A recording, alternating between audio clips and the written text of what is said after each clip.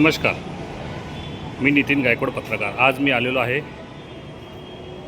भिवंडी येथील S T डेपोमध्ये. आपण पाहू शकता कसं धुळीचं साम्राज्य आहे, जेणेकरून कोणत्याही माणसाला इथे बसण्यासाठी जागा देखील नाही आहे. आपण पाहू शकता, बघा धुळीचं साम्राज्य आहे.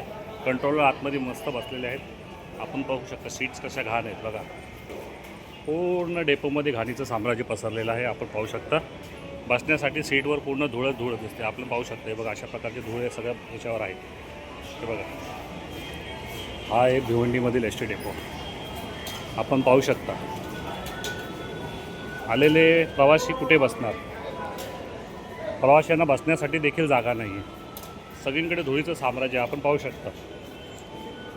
शकता आपण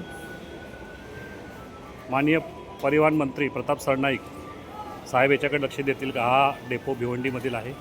आपण पाहू शकता इकडे धुळीचं साम्राज्य आहे. डेपोमध्ये देखील भरपूर प्रमाणामध्ये घाण आहे.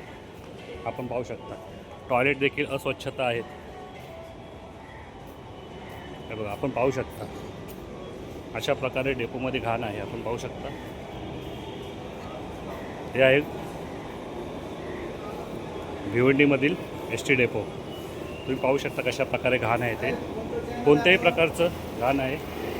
पूर्ण धुळीचं साम्राज्य पसरलेलं आहे इकडे. बघा पाहू शकता तुम्ही बसण्यासाठी माणसांना घाण सीट्स आहेत त्या देखील क्लीन नाहीत. आपण पाहू शकता